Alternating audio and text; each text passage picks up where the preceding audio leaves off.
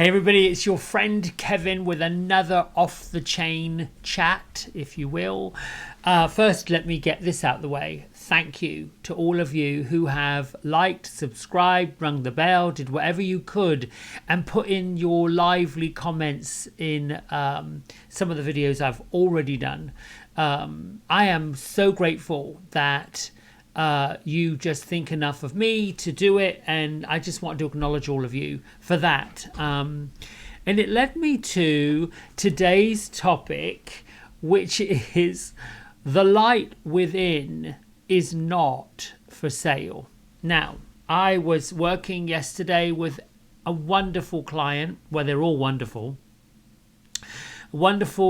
brilliant woman who we were having a little chat about the different things we have learned through our respective yoga journeys and what we've got from it and the insights we've got from it. And I happened to mention some of the books I've read, the recent books I've read, and there was something that crept in that I was sort of thinking, well, where is this coming from? And it had to do with the marketing madness that goes along with folks who are what I call somewhat selling their stuff.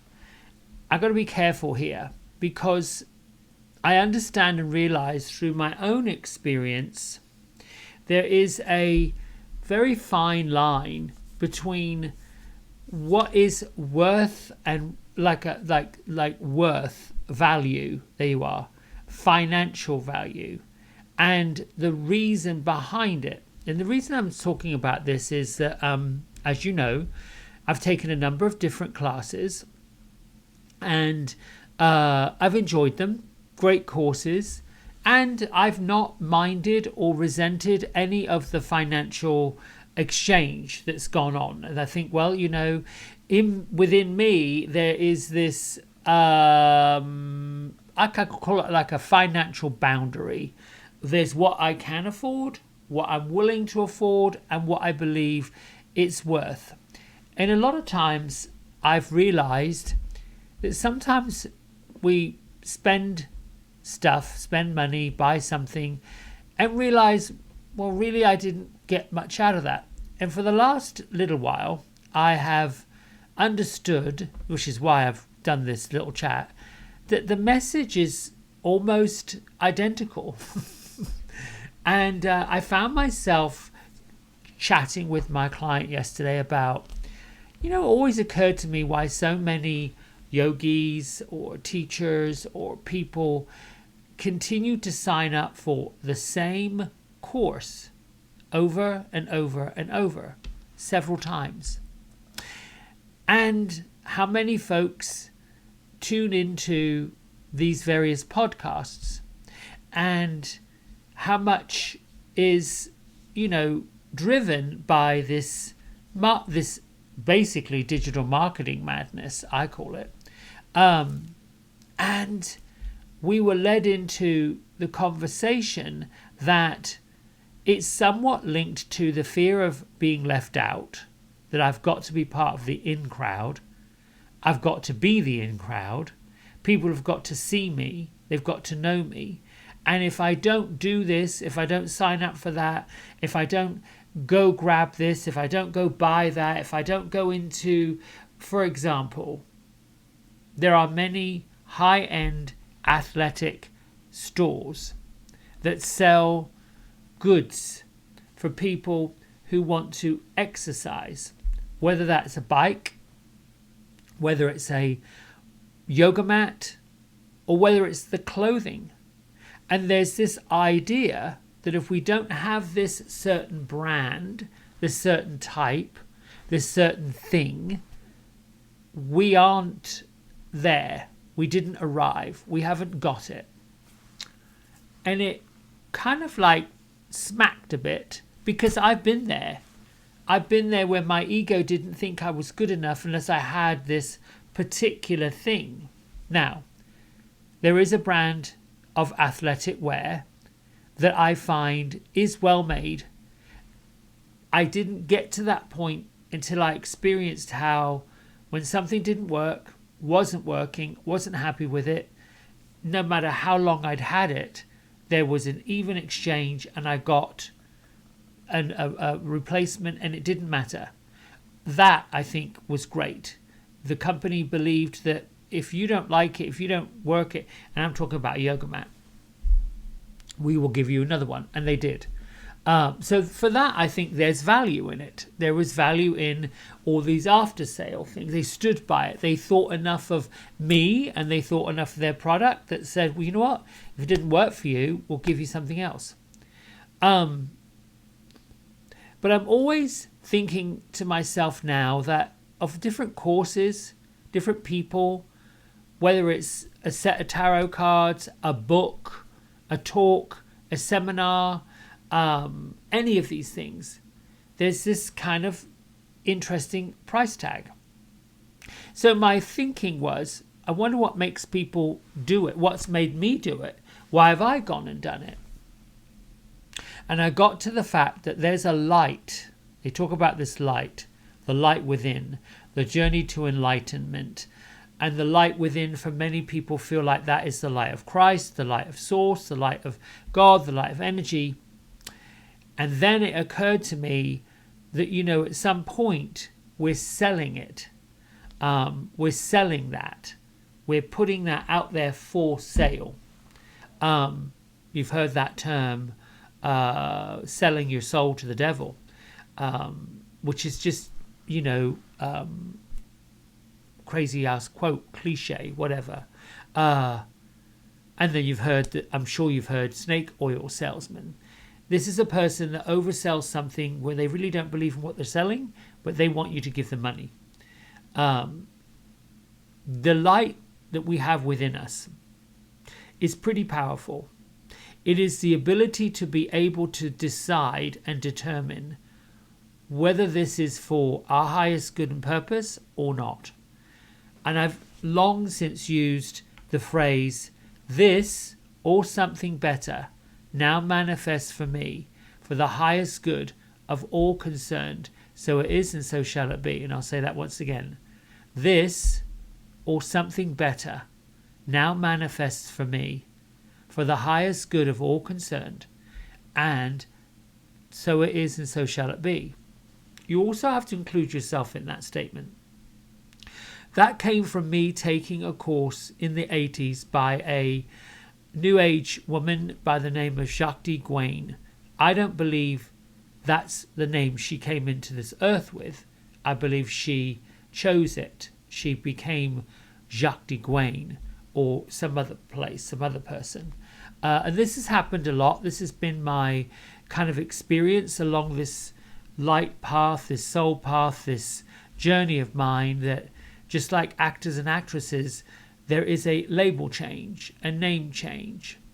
And I've often wondered why people do that. Well, when you are working in the theatre, or if you were part of a studio way back when, the studio decided that your name was either too unmarketable, sounded a bit weird, didn't think they could do it, and then they slapped another name upon you, and off you went out in the world.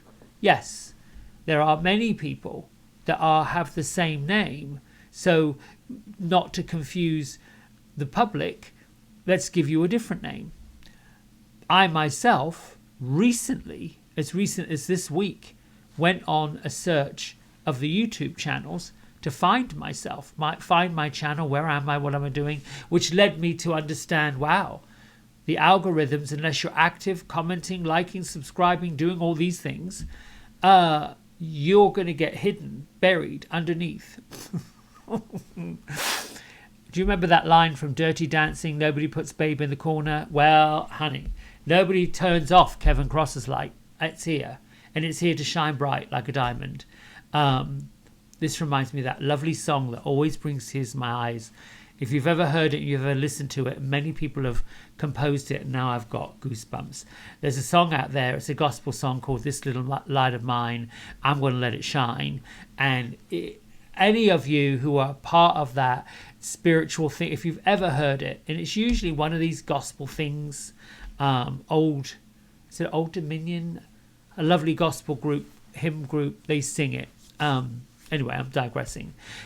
The light that you have within you that's able to decide and determine what your value is, where your integrity is, where your respect is yours.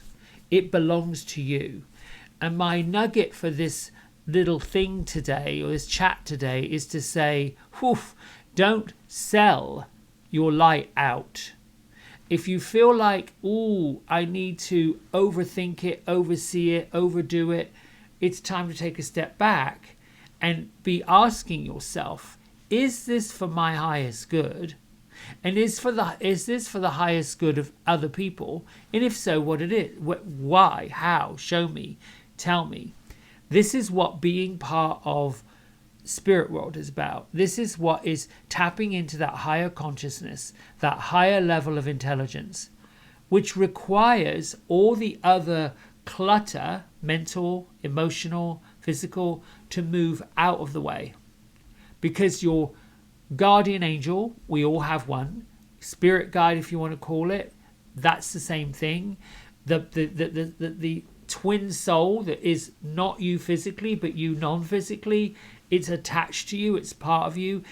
To me, that is the light within. So how do you determine what it is or where the value is?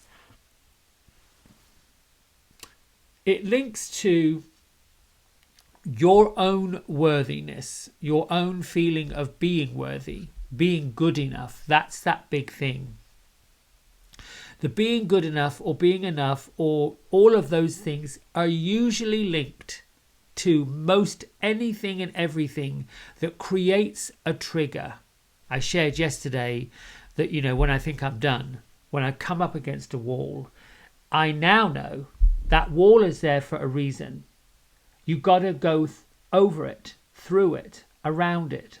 No, you've just got to be with that wall and choose. This is my now edge. That part with which I say, fog this, you know what, I'm going to just move through it. I'm going to go through it. And the reason it pops up again and again and again is for a lot of reasons. You know what you did. You know your triggers, you have your triggers, and you still went there. We've been telling you time and time again, Spirit, that you've got to get to your edge and know that you have to move past it. And when something doesn't work, for example, when you're selling, buying, and this thing keeps on repeating and it doesn't really get you anywhere, that's the time where you know you've got to stop. There will be something else coming.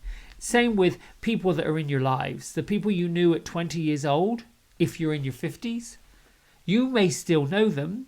You may still recognize them if you bump into them, but they're not really going to be of value to your life as you are right now. They'll be different. There will be new people that take you on the next part of the journey. This is all connected to the light within you, the value within you, the remembering, the waking up to the fact that there's something bigger at stake here. There is some work to get to it. I won't tell a lie. I've shared this with you, and I think part of the reason why I come up here and do these chats is to be authentic and truthful about, some of these things that happen. How am I going to move through them? How am I going to get past them? How am I going to hit that wall and push it out the way? Well, the truth is there is no wall. Doesn't exist. It's not high, it's not low, it's not wide, it's not deep. The wall is resistance. The wall is the unwillingness to make the changes that need to be made for your highest good. The key is seeing past the wall, which is being present. There's no wall. Seeing past that, knowing, okay, if I want to change, if I want to grow, if I want to let the light of mine shine, there's some things I've got to do, some things I've got to clear up, some stuff I've got to simplify. So there's a simple thing that I do now. I haven't always done it. There are 3 words, and I wrote them down so you can see them. Know, then pause. Think, then pause, feel, and then pause. What does this even mean? The question is, what do I know about this? Let it go. Take a pause and a breath in. And then if something comes up, that's what you go with. If nothing comes up, okay, not a problem. You can then say, what do I think about this? Then there's a pause. The thinking about this will bring up a list of things. A list of, oh, I think this is good. Oh, I think this is fun. Oh, I think this is so-and-so. I think this is such and such, blah, blah, blah, blah, blah. And then the last thing is, how do I feel about this? And in the pause of how do I feel about this, you're going to get to where the ego lives, where that shadowy place lives. It's either, I feel great about this. I feel so excited about this. New job, new career, new house, new this, new relationship, new this. Oh, I feel so good. I'm lit up. Oh, gosh, there's joy. Then you are given a little of the emotional intelligence to say, this is a good thing. I think this is a really good thing, especially when you're doing this with other people. They're sharing stuff with you. You're saying, wow, I think this is really kind of cool. Those are the good things. If it is linked to, well, if I don't do it, something's going to go wrong, or if I don't say it, someone's going to be upset with me, or yeah, no, I can't, or if there's these doubts, it's a don't. It's a big whoop, whoop, no, no. I'm thinking and I'm hoping that that is making sense of the light within you is really not for sale. Look at the next time you decide to chase something you've chased before.